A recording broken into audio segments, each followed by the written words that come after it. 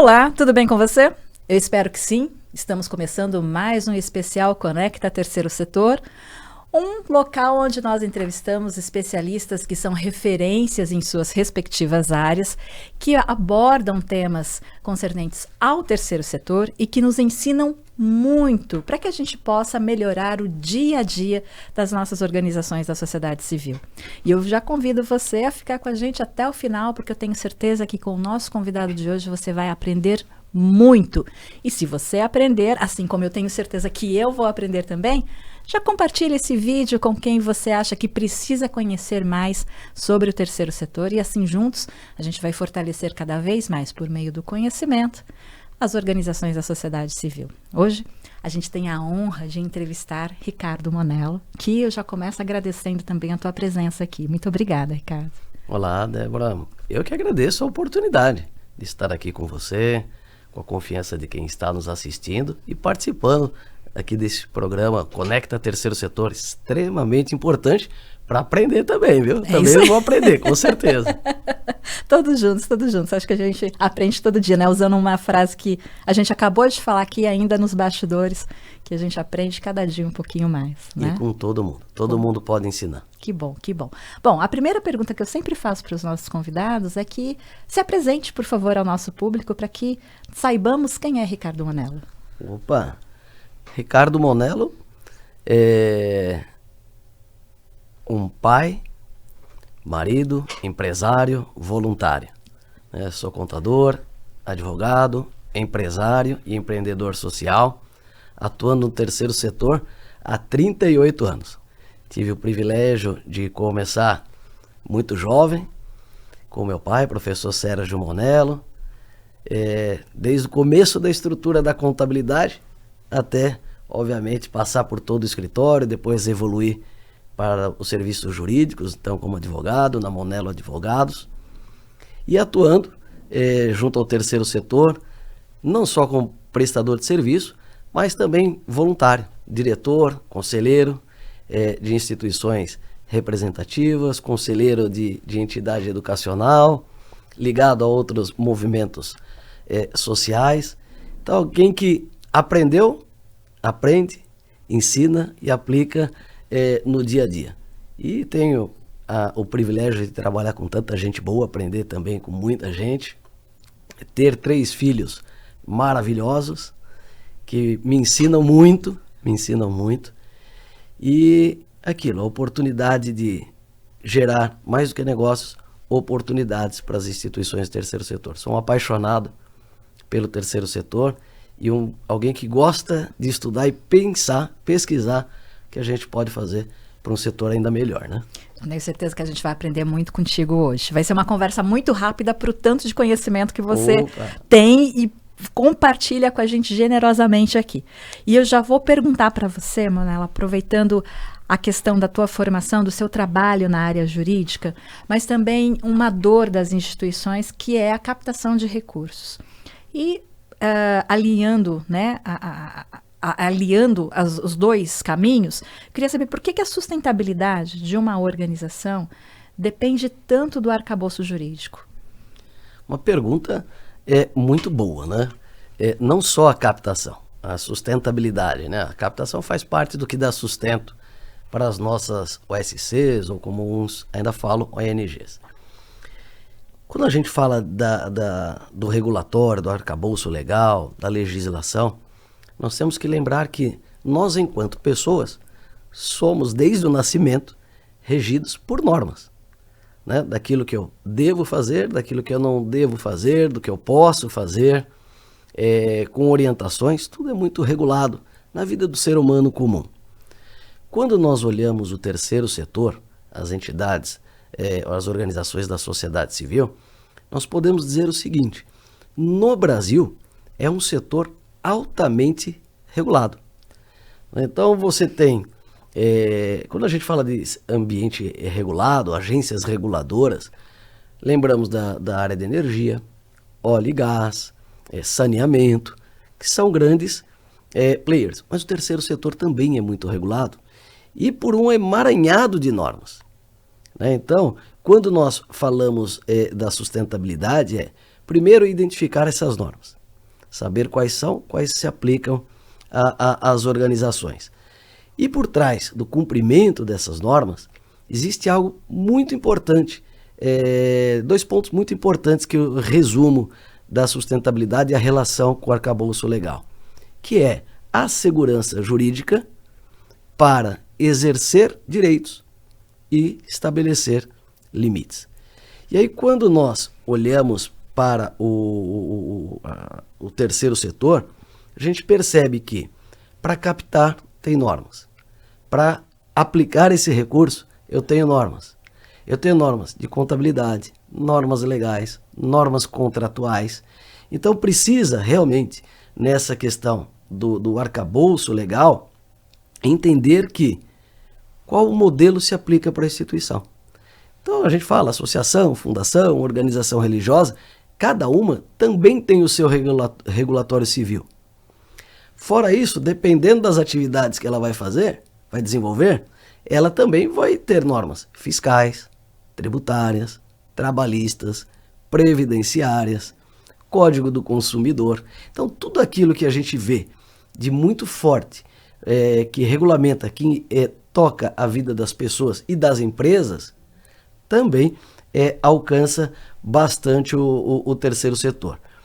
Outros aspectos que a gente pode derivar de uma reflexão do arcabouço legal e a sustentabilidade também tem a ver não só com a captação, mas a outra ponta, que é a prestação de contas, a transparência, as boas práticas.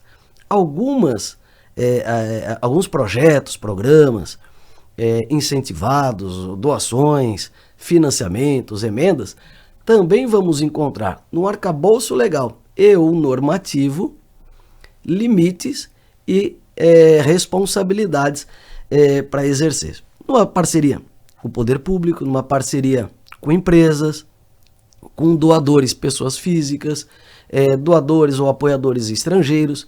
Então, dentro desse universo, tudo existe um arcabouço legislativo normativo. E um ponto que a gente observa, né, eu faço algumas observações, quando nós falamos do regulatório do terceiro setor, a gente alerta para uma outra coisa que chama atenção para uma coisa que vem acontecendo muito positiva, que é o advocacy, que é a necessidade de, após conhecermos as normas, as leis aplicadas à organização, como é que a gente pode melhorar? E aí eu digo que a questão da sustentabilidade e a legislação, o arcabouço regulatório, tem a ver, através do advocacy, com o aprimoramento do ambiente. A gente, no ambiente empresarial, nós sempre falamos, o empresário, para investir, ele quer segurança jurídica. A segurança jurídica é saber quais são as normas, que elas serão cumpridas, quais são as regras do jogo. Então nós, no terceiro setor, também temos muito a influência do acervo normativo, legislativo, impactando as nossas operações. Então não é correto falar que apenas ser voluntário, ter boa vontade, são requisitos únicos para que uma instituição ela exista. Há todo um trabalho de gestão, de governança, para embasar essa instituição. Com certeza. Mesmo o voluntariado, e essa é uma questão que às vezes, a gente participa de outras instituições como voluntário, e às vezes a gente até ouve, isso que você falou é interessante, a gente até ouve falar assim, não, eu sou voluntário aqui na diretoria, eu vou ajudar como eu posso. Isso não procede, porque o terceiro setor precisa de profissionalismo, profissionalização, preparo, e envolve muitas políticas públicas, pessoas, outras organizações. Então tem uma questão de responsabilidade. Então o voluntário, ele tem responsabilidade. Ele pode não ganhar para executar aquele trabalho, mas não o exime de cumprir a lei, cumprir o estatuto, e se der causa a alguma questão contra o estatuto ou contra outra pessoa, ele pode ser responsabilizado. Tanto é que hoje nós temos visto um aumento da responsabilização de dirigentes voluntários por questões trabalhistas, tributárias, administrativas. Então, ser voluntário é realmente algo maravilhoso que vem no espírito da solidariedade, que está inclusive na Constituição Federal, mas não lhe dá o direito de não atuar com responsabilidade. Que é uma característica diária, responsabilidade das organizações do terceiro setor, porque lidam com o ser humano todos os dias, com causas imprescindíveis para a nossa sociedade se tornar cada vez melhor. Né? E a gente também tem que lembrar, olhando o terceiro setor de modo geral, quando a gente entra um pouco nessa questão que você levantou, o terceiro setor se relaciona com as pessoas da sociedade, físicas, jurídicas. Então, essa responsabilidade é o que, num determinado grau, dá maior ou menor credibilidade para a própria captação que mencionamos anteriormente. Então, e aí, essa responsabilidade, voltando à primeira pergunta, o arcabouço legal eu, enquanto dirigente, conhecer o estatuto e as normas da minha instituição e fazê-los cumprir. Aí várias dicas, até para regularizar o estatuto, de muitas organizações precisam também, né, para o dia a dia, para uma melhor gestão, uma melhor governança, né, e a gente já entra ali com um pezinho em ESG, mas a gente vai chegar lá também. Com certeza, estatuto é o documento essencial das instituições. E é um ponto importante, porque muitas vezes, Débora, a gente percebe as pessoas, na melhor das intenções, voluntariamente se dedicando a uma causa, entram em alguma organização sem ter previamente conhecimento do estatuto daquela instituição. Então, é um pacto entre as pessoas, né? Eu entrei na entidade ABC, eu tenho que cumprir o estatuto.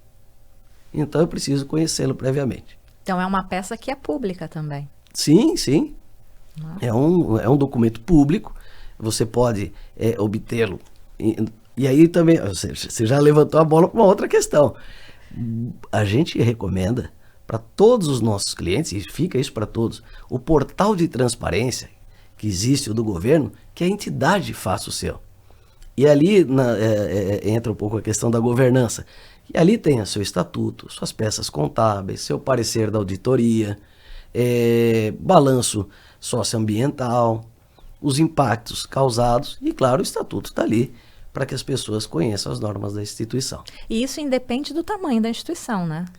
Independe, eu digo, a entidade, as menores, e aí é um baita de um desafio, porque a menor objetivo o quê? Crescer e ter mais atuação, ter mais impacto social onde ela está inserida. Como é que ela faz isso?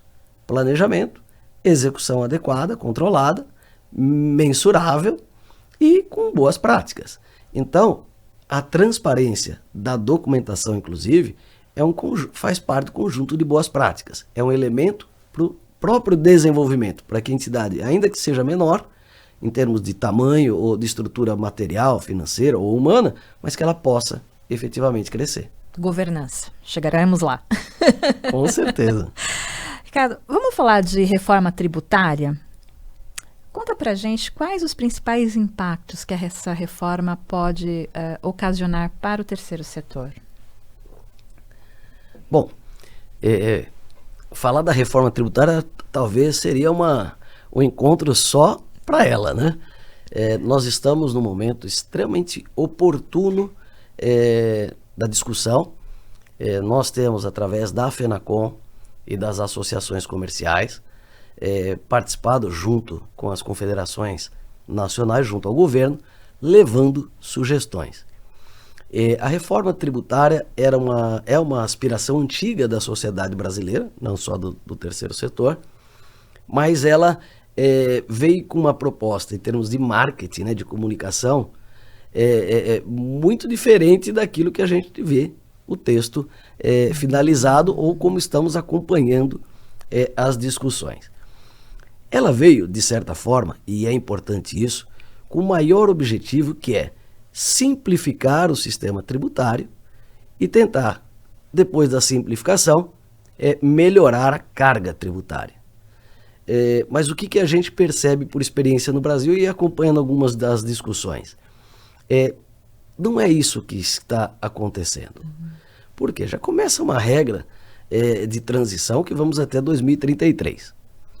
Então imagina você, contador, que está nos ouvindo aqui, está nos assistindo, você conviver com 2 regimes de apuração de resultado se falássemos 2 ou 3 anos, já seria bastante.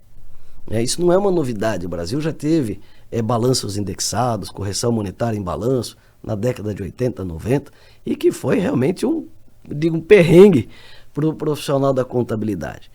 Então, ela veio para unificar impostos e simplificar o cumprimento dessas obrigações tributárias. Isso, em alguns pontos, vai acontecer, mas vai demorar bastante. O que a gente também pode pensar para o terceiro setor? Algumas coisas que conseguimos êxito na discussão da reforma tributária foi possível por conta de uma mobilização de grandes entidades da educação, da saúde, das fundações, entidades de contabilidade, a advocacia, para se consagrar ou até ficar mais nítido alguns direitos que estavam, mas era difícil de se exercer na Constituição Federal. E a gente vai chegar ali. E, obviamente, como mais tarde a gente também vai falar do ITCMD, as conquistas novas no tocante à redução, sim, do custo que impacta o terceiro setor. Ao longo dos últimos quase 20 anos, o judiciário já vinha dando diversas decisões pró-terceiro setor. Organizações de igreja, organizações com parcerias com o poder público, contratos de gestão, entidades de educação, saúde e assistência social, e que a gente precisa ainda avançar na regulamentação dessa reforma, mas ela já deu com algumas alterações no texto, sinalizou para conquistas que a gente vinha tendo no judiciário. Questões das organizações religiosas, a questão do ITCMD, a questão da filantropia não está diretamente ali na reforma tributária, mas também tivemos uma legislação recente, e aí é um ponto que eu chamo a atenção. Quando nós falamos no sistema tributário do terceiro setor, não é só a Constituição Federal, ela é a Carta Magna, é o ponto maior de atenção. Mas da Constituição, nós temos leis ordinárias, leis complementares, decretos, uma série de outras normas que já existem e que vão existir. Hoje já existem os grupos de trabalho para regulamentação, que são as leis complementares.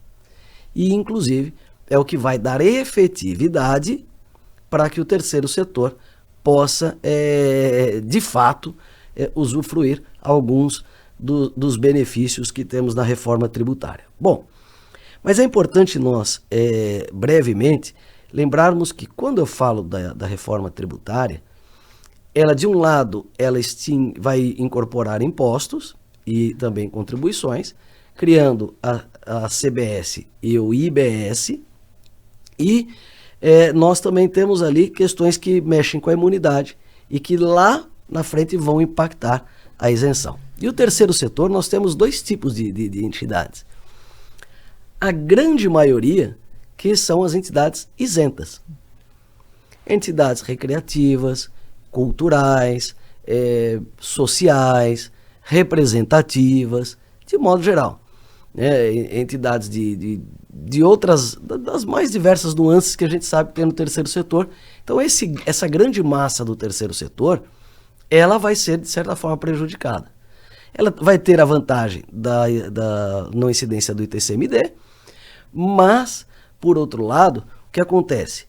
Alguns prestadores de serviços das nossas instituições são empresas.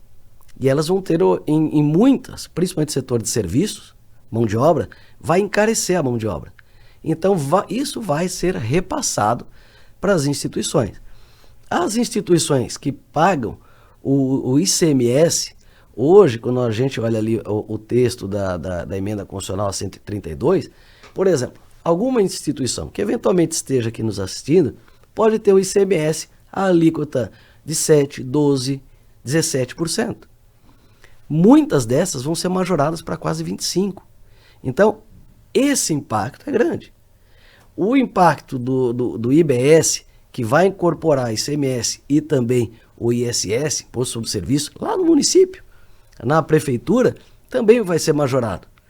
Então, nós temos hoje instituições que têm alíquotas de 2% a 5% que pode subir. Então, para as isentas, é uma outra leitura e que tem um outro impacto, naturalmente. Para as imunes, e aí vamos falar, quem são as imunes? São as igrejas, as organizações religiosas, os sindicatos laborais, as instituições de educação e assistência social. E as entidades de saúde foram, obviamente, depois alçadas por uma interpretação em recurso ordinário e mandado de segurança, a condição de imunes. Então, entidades de educação, saúde e assistência social. Agora, nós também temos que olhar para a emenda constitucional 132, que ela criou algumas situações que nós ainda estamos aprendendo, vamos falar assim, né? Então, ela agrupou, por exemplo, o IBS, o ICMS e o ISS, ao passo que a CBS, que é a Contribuição sobre Bens e Serviços, que está previsto no 195, ela fez uma incorporação de imposto e contribuição. Qual contribuição? A COFINS, o PIS. E incorporou ali também o IPI, que é o Imposto Federal. Isso tem um lado bom, né? Então eu estou até procurando aqui o texto para comentar com vocês. A grande alteração, em termos da criação, foi a criação do IBS e da CBS, como eu acabei de falar, é ali no artigo 149B, que foi inserido pela emenda constitucional. Por quê? Lá no seu parágrafo único, eu vou tomar a liberdade, Débora, de fazer a leitura, né? O artigo 149B diz: os tributos previstos, né, o IBS e a CBS, observarão as mesmas regras em relação a... Aí vem tudo ali, inclusive imunidades, tudo.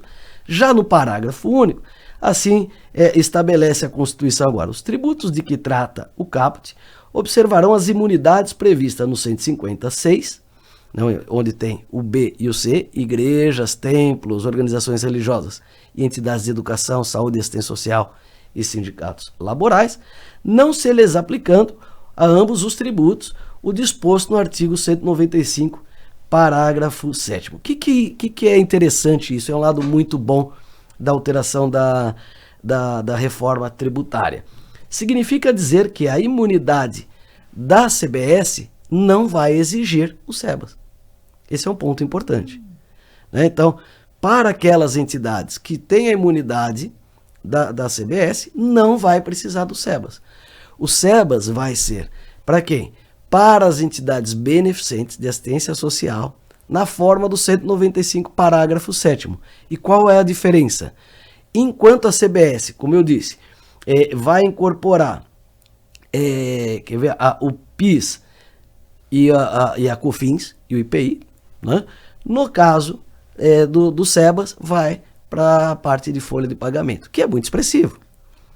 Mas vale lembrar que até então a COFINS também estava por conta do SEBAS. Então é um grande passo. E por que é importante esse lado benéfico? Porque a COFINS, a alíquota dela, pode ser 3% ou até 7,6% da receita bruta. Isso então é um ponto muito positivo da reforma tributária para as instituições. Então, eu tenho que aprender que a CBS não vai precisar para exercer a imunidade do SEBAS, mas o SEBAS será fundamental e continuará na forma da Lei Complementar 187 para as demais contribuições sociais sobre a folha de pagamento, né, que dá em torno de 25% ali. Agora, houve também na reforma tributária alguns pontos interessantes. Então, ou seja, há uma redução da alíquota da CBS em cerca de 40% para os serviços de educação e saúde. Não foi contemplada assistência social. Para aquelas que terão a eventual tributação. Então, e aí quando é que isso começa a valer, né? Então, no final da emenda constitucional, na 132, a gente vai perceber, primeiro, nós temos 180 dias para regulamentação, que é a lei complementar. Então, provavelmente, daqui uns 2 meses, mais ou menos, a gente já começa a ter minutas do que vem de lei complementar. E aí sim, vai se estabelecer a forma gradual, progressiva, que esses impactos positivos e negativos vão recair sobre as instituições. O outro ponto importante, fruto também de um advocacy, é a alteração na imunidade das instituições elencadas no artigo 150, 6, alíneas B e C. Eu vou também tomar a liberdade de fazer a leitura aqui para vocês.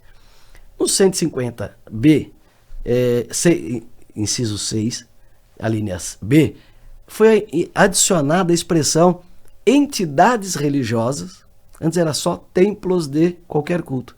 Então, entidades religiosas, isso, Débora, resolve um grande problema que só o judiciário já estava pacificado há mais de 20 anos, mas as entidades vinham sendo punidas. Por quê? Na leitura da Receita Federal, a imunidade era para o templo, o espaço físico, né, o lugar onde acontecia o encontro, eventualmente o culto. E aí, isso foi realmente melhorado. Por quê? Aquele templo, ele não tem a personalidade jurídica. Quem detém a personalidade jurídica é uma instituição. Né? Então, e aqui no texto alterado pela reforma tributária, muito positivamente, colocou em sentido genérico entidades religiosas e templos de qualquer culto. E aí eu faço o justo reconhecimento que, ao lado de um templo, eu posso ter uma ação social, eu posso ter uma loja que venda produtos religiosos, e aquilo existe, não é o comércio em si, pela comercialização, mas sim para financiar a própria finalidade religiosa da instituição. E aí trouxe, alinhado ao decreto 7.107, que regula o Acordo Brasil-Santa Sé, especificamente da Igreja Católica Apostólica Romana, mas não é só para as entidades da Igreja Católica. Ou seja, ela estende a imunidade da linha B, que antes era só aos templos, para as entidades, ou seja, que o templo eventualmente esteja dentro, inclusive, olha que interessante, suas organizações assistenciais e beneficentes. E aí é um outro ponto importante. A lei complementar é fundamental deixar claro o conceito das organizações assistenciais e beneficentes. Por quê? Nós temos uma personalidade jurídica, uma organização religiosa, ou até uma associação, que mantém um templo, a vida religiosa, professa uma fé, perfeito. E ali dentro pode ter áreas assistenciais, beneficentes, dentro da mesma personalidade jurídica. Como a gente vê a discussão na área da educação, de mantenedora e mantida. A mantida não tem personalidade jurídica separada, mas há muita confusão de muita gente sobre esse alcance. Então, ao meu ver, se olharmos isso alinhado ao que está no Acordo Brasil-Santa Sé, mesmo que uma outra personalidade jurídica, mas que seja sua, né, seja ligada à organização religiosa, ela estaria alcançada pela imunidade de impostos, isso aqui que eu estou falando somente impostos, e aí já é um ponto bastante positivo. Em nada se confunde ali com a questão, volta a falar, do SEBAS. O artigo 150 fala da vedação à instituição de impostos, ou seja, imunidade de tributação de impostos. E o parágrafo, a linha B, também tem um ponto importante, que não foi alterado. Diferente da linha C, que é ali das instituições de educação, assistência social, sindicatos laborais, que na C exige que sejam observados os requisitos da lei. Qual lei? O Código Tributário Nacional. Então eu preciso, se eu estou na linha C, na imunidade de impostos da linha C, observar a partir do Código Tributário Nacional. Já as organizações de igreja, os templos de qualquer culto, inclusive suas organizações assistenciais e beneficentes, vão precisar, não tem essa observância, essa necessidade, essa obrigação de observar o CTN. E isso tudo já em 2024? Isso já a lógica é para já em 2024. O direito está colocado. A minha opinião é desse aspecto. A imunidade, para ser cumprida, essa aqui da linha B, não precisa esperar a regulamentação.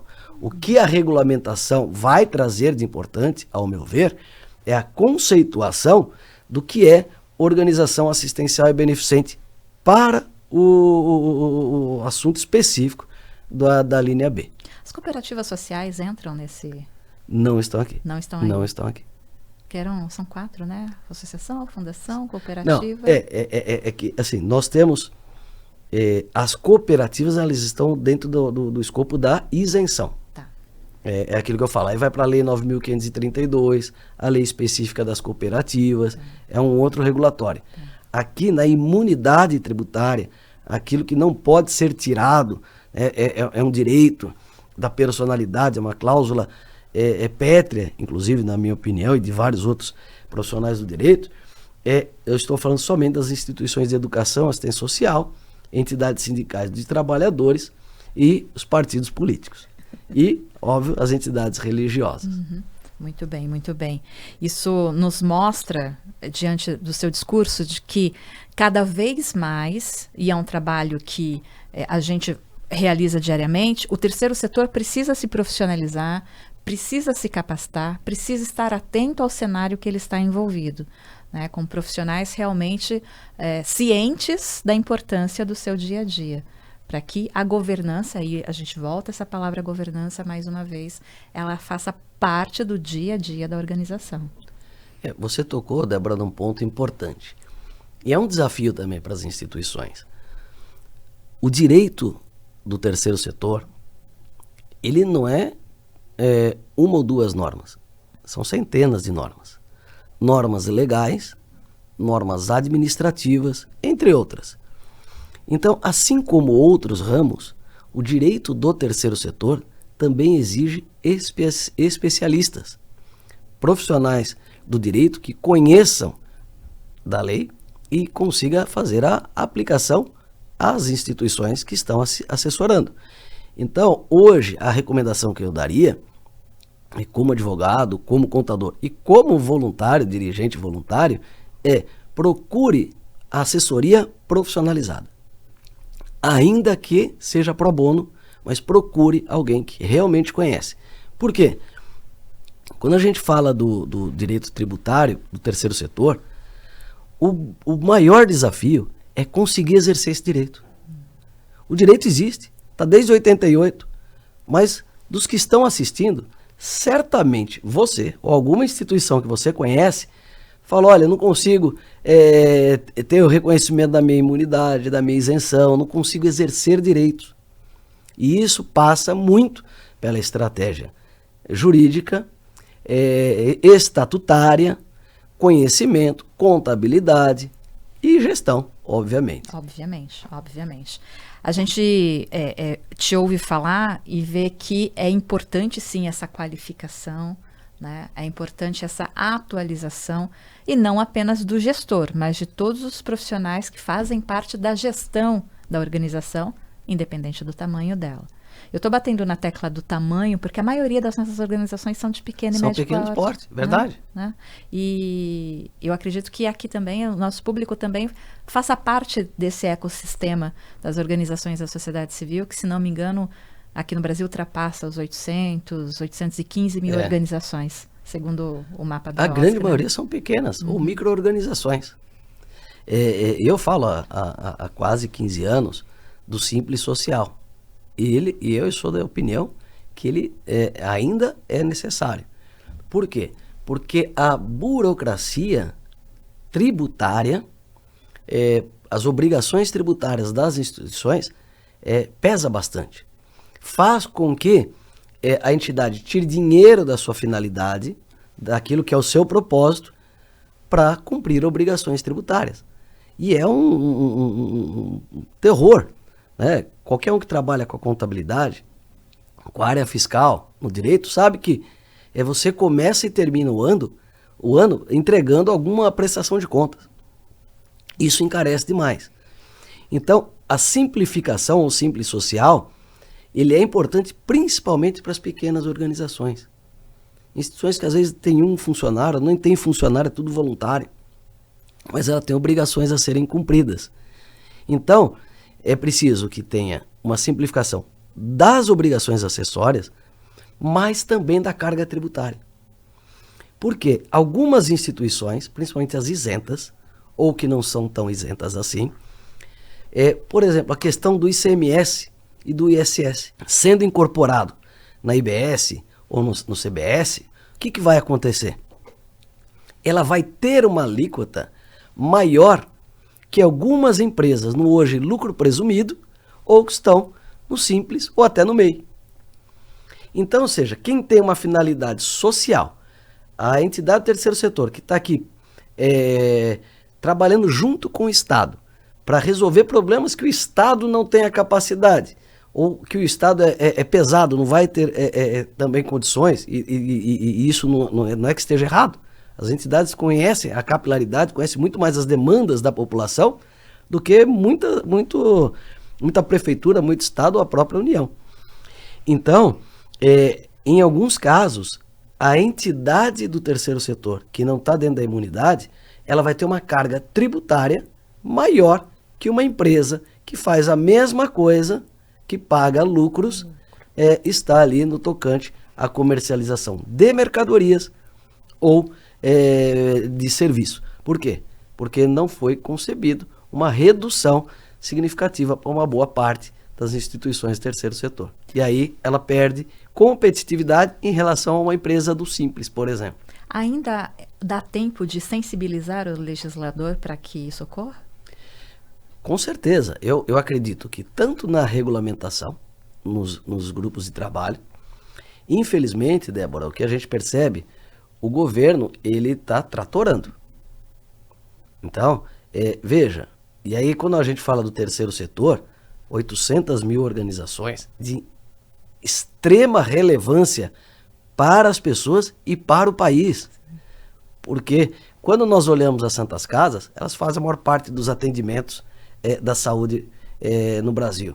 Quando nós olhamos para as escolas, boa parte da educação básica ao ensino superior são conduzidos por instituições do terceiro setor, filantrópicas, com ProUni, sem ProUni, e na assistência social também. Então, o que acontece? Não é admissível, não dá para se admitir que está se discutindo a regulamentação daquilo que vai impactar financeiramente as empresas e o terceiro setor, sem efetivamente dar mais espaço para as entidades serem ouvidas. No caso das empresas, muitas entidades federativas, representativas, foram chamadas e vão participar e estão participando. Ontem mesmo, a FENACON entregou uma série de pleitos para serem incorporados à questão da tributação das empresas do setor de serviço. Mas e o terceiro setor? Cadê as nossas entidades representativas das diversas áreas para serem chamadas a participar de discutir, olha, como é que isso aqui vai me impactar?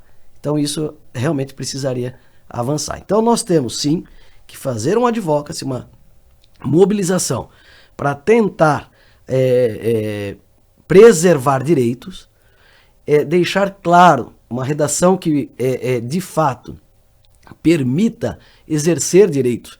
E aí, isso para as pequenas organizações é mais importante ainda, porque uma entidade um pouco maior, ela tem um advogado, vai lá, vai judicializar, vai discutir, vai buscar o seu direito. As pequenas, às vezes, não pagam porque não conseguem pagar um advogado. Então, nós precisamos ter um olhar para as pequenas, ocupar esse espaço dos grupos de trabalho, para a regulamentação das leis complementares e também aprimorar normas que já existem e construir novos direitos. Veja, essa reforma tributária, ela versou sobre os tributos sobre bens e serviços. A próxima, que já está sendo trabalhada, é sobre a renda. E ali vai impactar a entidade direto e indiretamente. Por quê? Vai afetar o trabalhador, vai afetar a classe média, vai afetar quem muitas vezes compra produtos e serviços também das instituições. Então, a participação é fundamental. O que você diria para quem está nos acompanhando, que é gestor, que é líder de uma organização da sociedade civil, para que ele também seja um agente de mudança dessa situação? É algo que, veja, nós temos 800 mil instituições, várias entidades representativas do terceiro setor de enorme expressão. Na área da saúde, da educação, da assistência, da cultura, na área ambiental. Então, também se mobilizar. Eu falo, muitas instituições, independente do porte, se acomodam dentro do seu espaço, do seu quadrado. Então, a primeira coisa é você conhecer como as coisas impactam a sua organização. Do ponto de vista tributário, do ponto de vista civil, porque precisamos melhorar várias questões, não só a tributária. O arcabouço legal que envolve o terceiro setor, ele contribui para dar errado. Porque você, para montar uma organização, para conseguir registrar um estatuto, para fazer alguma coisa andar na receita, num cartório, é extremamente oneroso, é difícil, é burocrático, é pesado. Então a gente precisa melhorar muita coisa. Então conhecer, se aproximar, chamar as entidades que estão na sua linha de atuação, que muitas vezes você olha como um concorrente, mas fortalecimento do setor, participar das entidades representativas, procurar o seu deputado, não só na época da campanha, mas o tempo todo. Né? A política e o terceiro setor são extremamente conectadas. E isso não é ruim, porque as coisas acontecem no campo político. Então nós precisamos, como agentes do terceiro setor, contribuir para um regulatório mais saudável, mais salutar.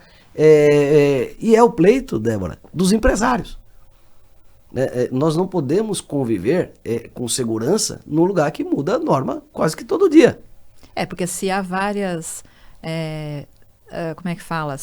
Vários setores do empresariado, do mercado, que são isentos, que recebem ajustes fiscais do governo, é porque eles trabalham para. Exato. Fazem advocacy para. Né? Acho que também o terceiro setor ele pode se reunir, como você disse, não somos concorrentes. Somos aliados. Exato. Para uma causa maior. Né? E essa questão do advocacy, as entidades também, eu falo, infelizmente a gente encontra muita vaidade nas nossas entidades representativas e isso joga para atrapalhar o nosso desenvolvimento.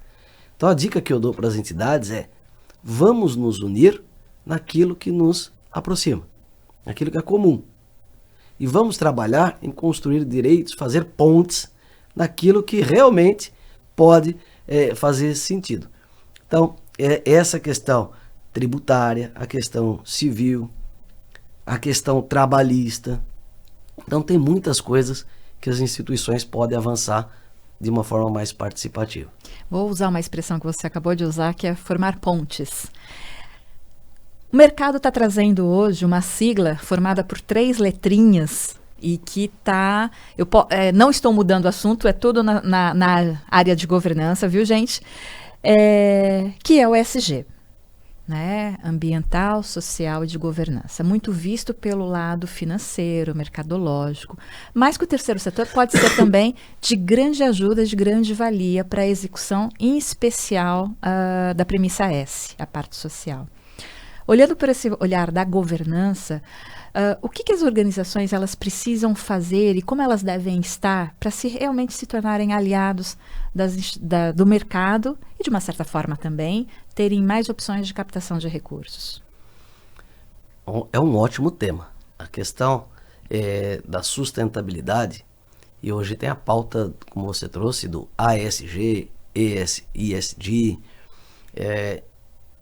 E muitas vezes quando a gente fala para o terceiro setor, vai ser inclusive o meu debate no FIF, em Belo Horizonte, agora em maio. Maio não, abril. Abril. A questão do ESG, muitas instituições falam, eu já faço, eu já sou totalmente social. Mas esses parâmetros são muito rasos, a forma como muita gente está enxergando. É claro que quando a gente fala o social, é o social, ou social, para o trabalho que eu presto. Mas eu para o meu público interno, o meu colaborador, meu voluntário, meu dirigente, os meus parceiros. Então tem toda uma questão social aí e ambiental que vai além. O desafio que a gente vê hoje, que eu diria até pela quantidade de instituições que estão indo na advocacia para ajustar o estatuto com o olhar de ESG. E por quê? Porque, como você falou, ele chegou para a gente muito mais por conta de uma leitura de mercado financeiro. Isso é bom. Por quê? Porque a gente precisa de recursos. Não vamos negar. Qualquer que seja o porte da entidade, precisa de recursos. E os recursos, eles navegam aonde? No mercado financeiro. Ainda que virtual. Então, claro, é uma pauta que ganhou peso no mercado financeiro, porque não se podia mais conceber lucro com destruição social e ambiental. A governança sempre foi um ponto forte no mercado financeiro, por conta do investidor, por conta das relações com as partes interessadas e por aí vai. No nosso caso, o mercado não só o financeiro passa a olhar para nós da seguinte forma: aquela entidade, ela tem capilaridade. Aquela entidade, ela está na minha comunidade, onde está a minha empresa. Ela conhece as necessidades, as demandas, mais do que eu, empresário. Então, ele vai buscar uma aproximação. Nesse critério de aproximação, surge uma infinidade de oportunidades, de projetos de mão dupla. Ou seja, injetar muito dinheiro, e eu falo muito dinheiro, porque até pelo Fórum Econômico Mundial, pelo que a gente está vendo no G20, são trilhões de dólares para as causas ESG ou ESG. E aí o que a entidade precisa fazer? Se preparar. Qual é o ponto? Como é que ela começa essa jornada? No tocante à governança, a leitura estatutária, que é onde está vindo muita gente no escritório. Ou seja, como é que está essa governança? O que eu preciso fazer? O que eu devo fazer? E aí está sendo um trabalho que eu falo, algumas estão ressignificando o próprio trabalho. Estão se reencontrando, estão se conectando ou reconectando com o próprio propósito, com os valores, com a missão da instituição. Isso está sendo legal. Então, trazendo isso para o estatuto e fazer ser cumprido. Então, quando a gente olha o mercado, e não só o financeiro, eles estão olhando para o terceiro setor como um aliado extremamente importante. Vou dar um exemplo que eu estou muito envolvido, a questão do voluntariado, com a plataforma Vol.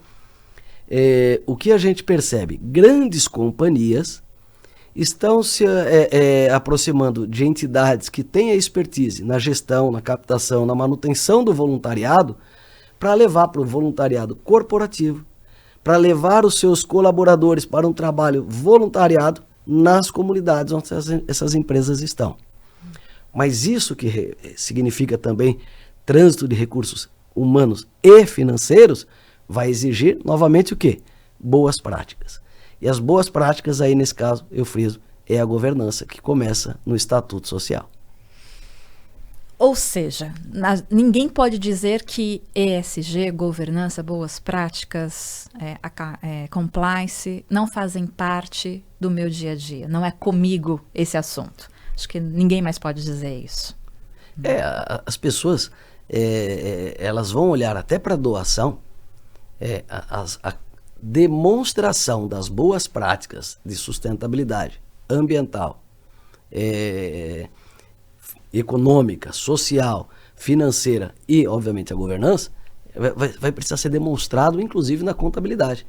Hoje, em termos globais, nós já temos normas contábeis para mensurar, para registrar, para divulgar esses impactos sociais, econômicos, ambientais e a própria governança. E daqui a pouco as leis brasileiras ou as normas brasileiras estarão condizentes com as normas internacionais também. Muitas já estão. Muitas, tanto em âmbito de Bolsa de Valores, da B3, de CVM, Bacen, e também hoje a gente já percebe, quando a gente fala da governança, não é uma coisa tão nova.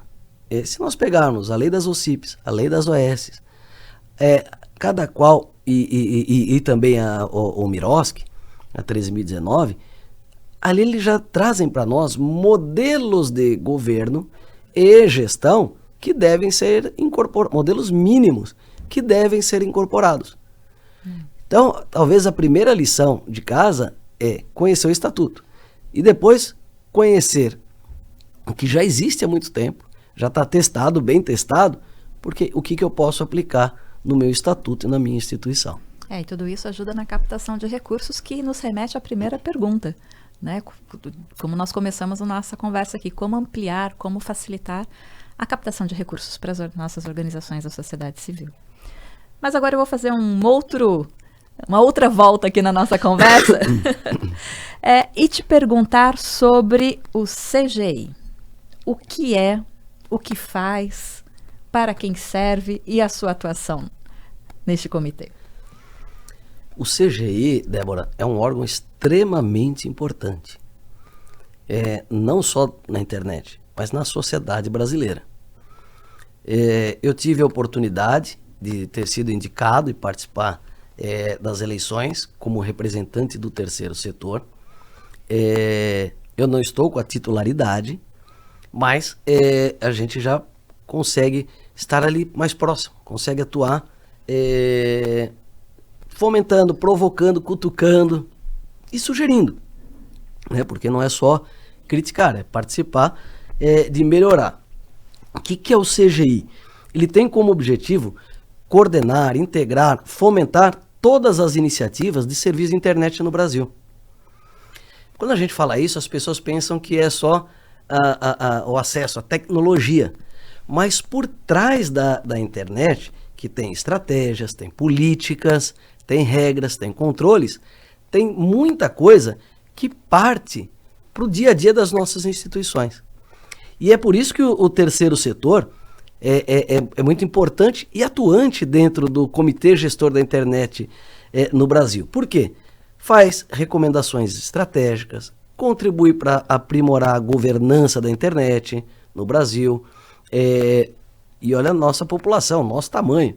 O Brasil é um continente, né? Então, são centenas de milhões de brasileiros que estão conectados na internet. Então, e não é só a questão do e-mail, do registro, tudo, mas toda a questão de campanhas, investimentos, treinamentos. Então, o terceiro setor, ele até anotei aqui, né? Ele contribui dentro do CGI, trazendo aqui as preocupações sociais, direitos dos usuários, porque a internet ela é uma extensão, né? No plano virtual, digital ou eletrônico, mas é uma extensão da sociedade. E ali acontecem crimes, acontecem boas iniciativas, entre outros problemas. Então, o CGI, eu entendo que ele preencheu um requisito importante de diversidade quando ele trouxe vários setores, o empresarial, os usuários, as instituições do terceiro setor, o governo, ou seja, ele um espaço, uma entidade também sem fins lucrativos, que vai dar as diretrizes do funcionamento da internet no Brasil. Então, eu digo que essa composição é o que assegura em diversas perspectivas que a internet seja mais acessível, mais inclusiva, mais respeitosa. E o CGI ele faz várias ações ao longo do ano, dentro e fora do Brasil, conscientizando, orientando, disseminando treinamentos para as instituições e para a população.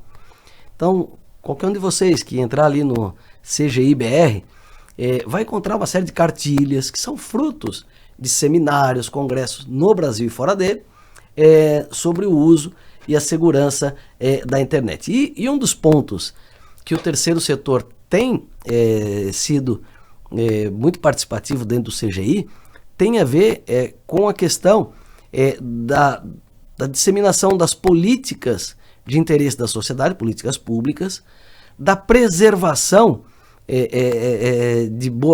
de políticas que respeitem crianças, adolescentes, deficientes, pessoas mais vulneráveis, idosos.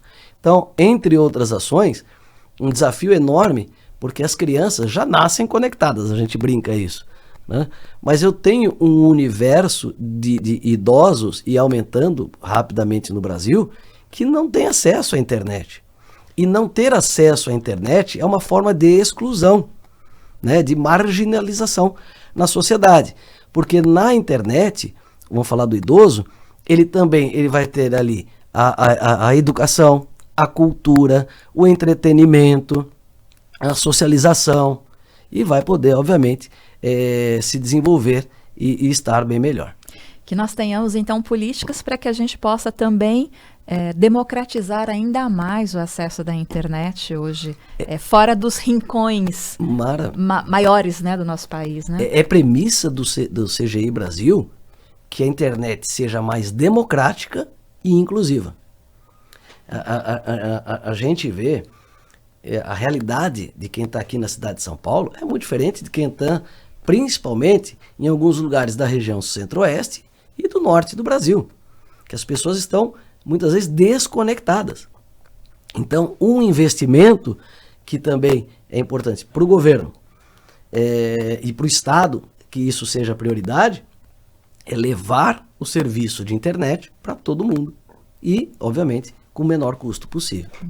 Ricardo, voltando a falar um pouquinho do dia a dia das organizações, da coisa da conectividade, da informação, das legislações, da importância, né, de toda a gestão da organização estar antenada e ligada ao cenário, você falou várias vezes sobre o SEBAS. Esse certificado, ele é para todo mundo? Quem pode obtê-lo? Como que é o processo? O SEBAS é o Certificado de Entidade Beneficente de Assistência Social.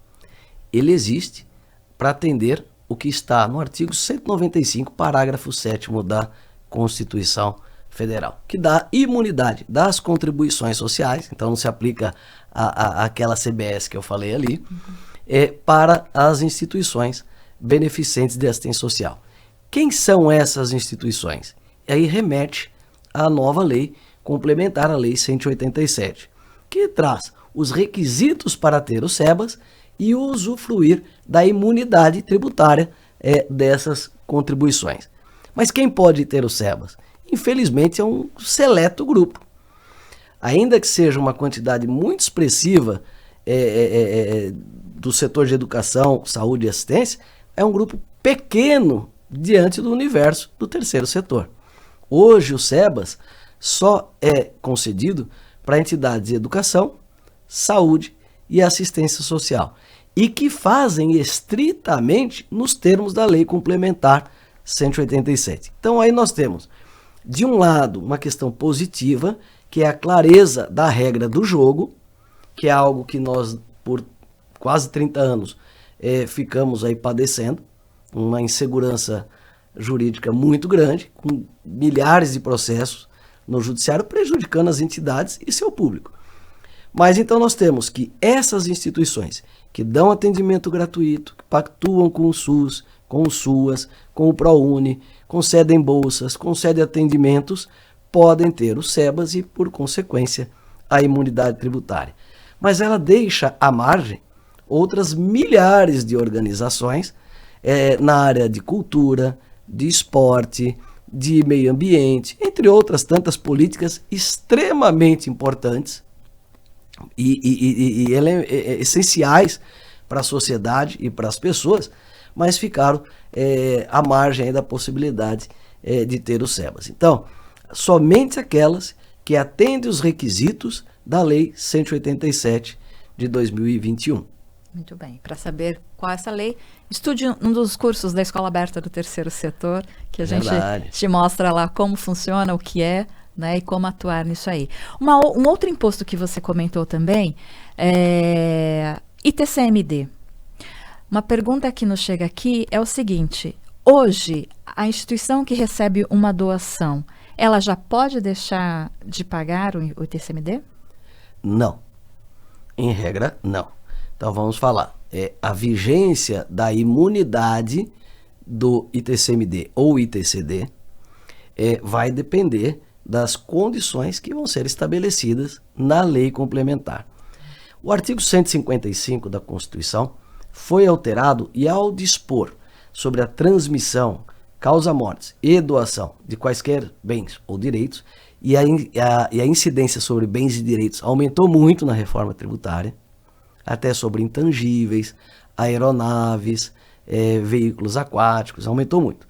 Mas especificamente na questão das doações ou transmissões. Eu vou tomar aqui a liberdade de ler para você que está nos acompanhando. Não incidirá sobre as transmissões, deslocamento do patrimônio, e as doações para as instituições sem fins lucrativos com finalidade de relevância pública e social. Então ele combina, tem que ser pública e social.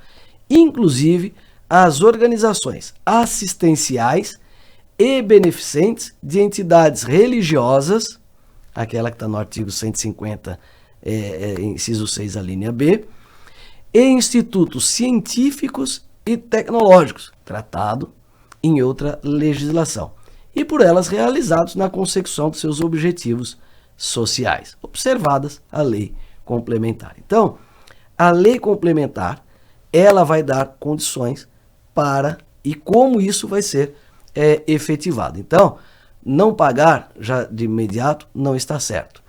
O que precisa fazer, Débora, é que muitas vezes, porque é um tributo estadual, muitas vezes o Estado já tem alguma norma que desonera, reduz ou até majora a alíquota e as condições de pagamento e recolhimento desse imposto. Então tem que ver o que é no seu estado.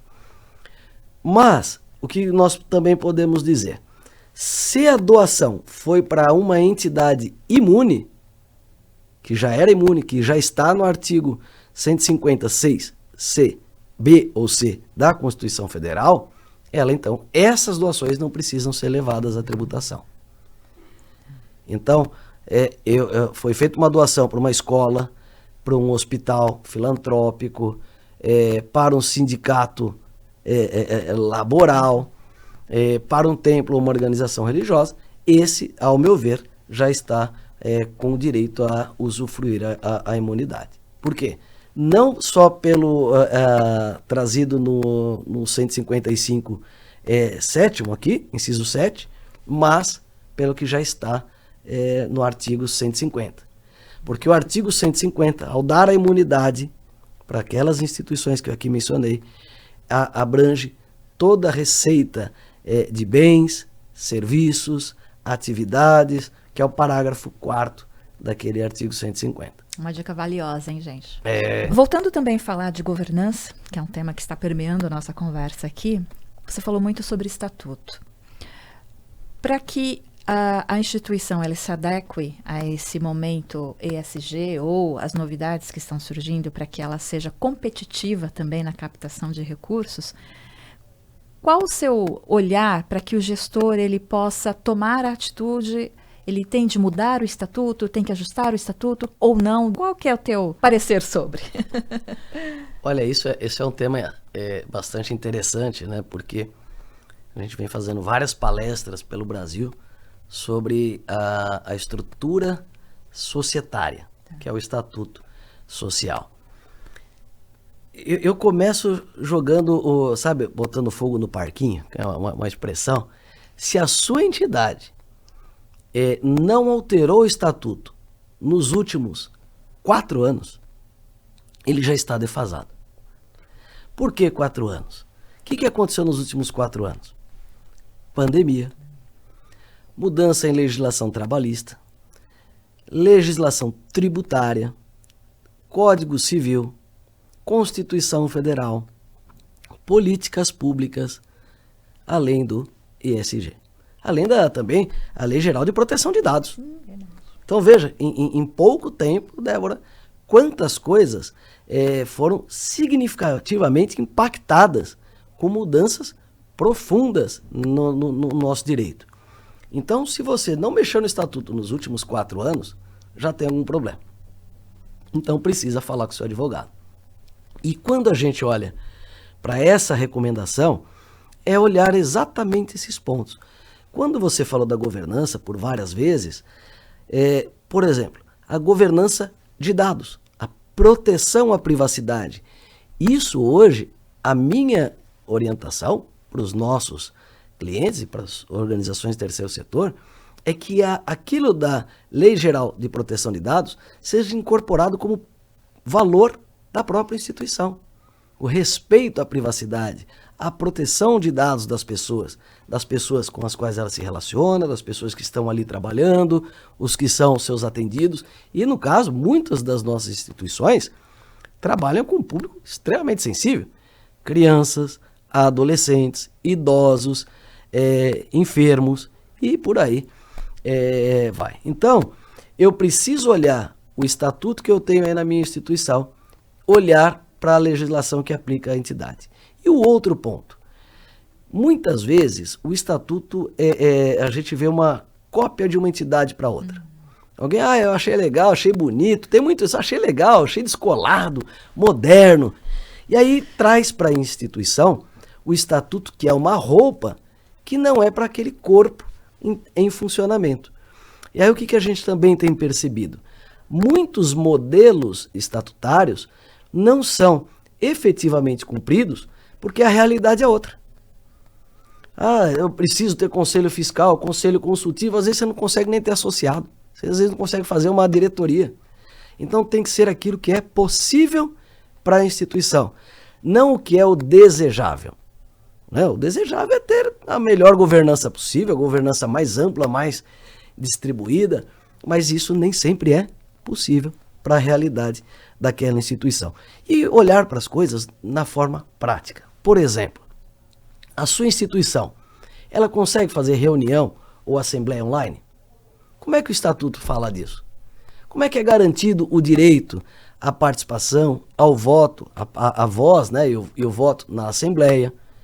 Com que regularidade a diretoria vai se reunir? Então, eu vejo algumas situações, e eu não vou dizer, esse jeito é melhor que o outro. Mas, por exemplo, tem instituições que colocam, é obrigatória a reunião mensal de diretoria. Presencial, já vi isso também. Aí o que acontece? Eu tenho uma entidade, por exemplo, uma sociedade médica, que tem gente espalhada por todo o Brasil, aí eu vou trazer todo mundo presencial para vir fazer uma reunião de diretoria. Está no estatuto? Né? Ou assembleia, a cada período de tempo, tem que vir todo mundo, com quórums difíceis de serem cumpridos, com pautas às vezes desnecessárias. Então, quando a gente fala do estatuto, é olhar primeiramente aquilo que a gente tem, se funciona ou não. Trazer aquilo que precisa ser trazido. Esses exemplos que eu dei aqui. A questão remuneração ou não de dirigentes. Possibilidade de parcerias com o poder público. O processo de tomada de decisão, e aí já vai mais ainda para a governança. Eu preciso ter que diretorias? Que pessoas vão poder decidir? O que precisa para decidir? Eu posso criar comitês? Como é que são feitos esses comitês? O código de ética e conduta. Então, feito essas ponderações, inclusive atividades fim e meio. Ao longo da pandemia, muita gente começou, muitas instituições com modelos digitais de atividade meio. Né? E-commerce, shows virtuais, lives, vaquinhas virtuais para arrecadar fundos. Então, tudo isso tem que ver como é que está no direito, no estatuto, e como é que está na contabilidade. E aí é um ponto também importante. Olhar se os critérios de controle, os órgãos de controle, a prestação de contas, a gestão, está bem amarradinha e está sendo cumprida também no Estatuto Social. ESG do terceiro setor. Exatamente, exatamente. A governança, muita gente fala, a governança na entidade é ter diretoria, conselho consultivo e conselho fiscal. Isso é parte da governança. A distribuição de órgãos e cargos, responsabilidades é parte da governança. Mas a governança vai além. Vai todo o processo de funcionamento, tomada de decisão, aceite de associados, membros, as políticas, as normas internas, os regimentos. E aí esse é um outro ponto também. Muitas instituições perceberam que algumas coisas precisam ser trazidas por estatuto. Reforma tributária, lei do SEBAS, contratos do Mirosco, contratos de gestão. Então eu tenho que levar. E outras podem ser enxugadas, para o estatuto também não ficar um monstrengo. Né? Ou seja, ser algo prático e operacional, e não uma peça de ficção. Por isso a importância do advogado. Também, e por certeza. Isso a importância que o advogado também conheça muito de terceiro setor. Conhecer o terceiro setor, e uma coisa que eu falo bastante. Conhecer a entidade não é visitar o site da entidade, ou ler só o relatório de atividades. É visitar a entidade. É conhecer o público, o mercado que aquela entidade atua. Quando chega alguém no escritório, a gente sempre tem uma preocupação, fala, essa entidade se assemelha a qual outro cliente? Às vezes você pode até fazer uma ponte, né, de gerar um trabalho em rede, em parceria, mas também o que você já aprendeu com quem passou por outros problemas, ainda que na alteração estatutária, que você possa levar para uma outra instituição. Então, ter a especialização, mas também ter o envolvimento, o engajamento com a causa do cliente é muito importante. Para que a gente possa ter um terceiro setor fortalecido. Exatamente. Amplo, né? Exatamente. E respeitado. Perfeito. Professor, vou deixar aqui aberto para suas considerações finais. Deixo os agradecimentos para daqui a pouquinho. Mas, por favor, né, as suas considerações para o nosso público. Bom, estar aqui no Conecta Terceiro Setor é uma oportunidade da gente retribuir, não só para o terceiro setor, mas para a sociedade de modo geral, aquela graça divina que Deus e a família nos permitiu de estudar, de aprender, de trabalhar e compartilhar. Né? Então, se a gente tem o conhecimento, mas não distribui, não leva isso para outras pessoas, ele perde o próprio valor, no meu entendimento. Então, o que a gente vê da conversa, desse bate-papo que tivemos aqui hoje, é a necessidade do engajamento das pessoas na entidade, não só a diretoria, em conhecer o seu estatuto, conhecer as principais normas, conversar sobre isso, criar novas rotinas para a gestão jurídica e legislativa da instituição. Olhar para o estatuto como uma oportunidade, não como uma burocracia. O estatuto é a ferramenta número 1 para captar recursos, para fomentar parcerias e para ter imunidade ou isenção tributária. Então a conversa aqui hoje mostrou o quão o direito do terceiro setor não só é um nível de especialização, uma área extremamente importante e especializada, mas o quanto o direito preventivamente sendo atuado vai contribuir para o desenvolvimento da entidade e da própria sociedade civil organizada de modo geral. Muito obrigada, de coração, em nome de todo o nosso público aqui, pela sua verdadeira aula, pela generosidade desse compartilhar. Eu tenho certeza que quem nos acompanha do outro lado ali da telinha aprendeu muito e já lembrando, compartilhe esse vídeo também com quem você acha que precisa, sabe que precisa dessas informações extremamente relevantes e importantes para o crescimento das organizações da sociedade civil no Brasil. Então, mais uma vez, professor, muito obrigada. Eu que agradeço, Débora, fico à disposição. Desejo tudo de bom para você, pela toda a equipe aqui que faz um trabalho extremamente importante, de longa data, contribuindo para o desenvolvimento. E cada conteúdo que vocês levam, vocês estão ajudando muitas instituições, no Brasil e fora dele. Amém. A gente sabe que tem muita gente de fora que aprende com vocês da Escola Aberta. Isso é um legado de compartilhamento de boas práticas, de bons conhecimentos. Então, parabéns. E é uma satisfação ter estado e aqui a presença de vocês que estão nos assistindo. Ninguém faz nada sozinho, professor. A gente conta também com o auxílio e a generosidade de vocês. Então, agradeço em nome de toda a equipe, de todo todos os professores que fazem parte da Escola Aberta do Terceiro Setor, as suas gentis palavras. Muito obrigada. E eu agradeço você também pela sua companhia em mais este podcast Conecta Terceiro Setor. E já te convido, esteja com a gente na nossa próxima entrevista. Um abraço e até lá!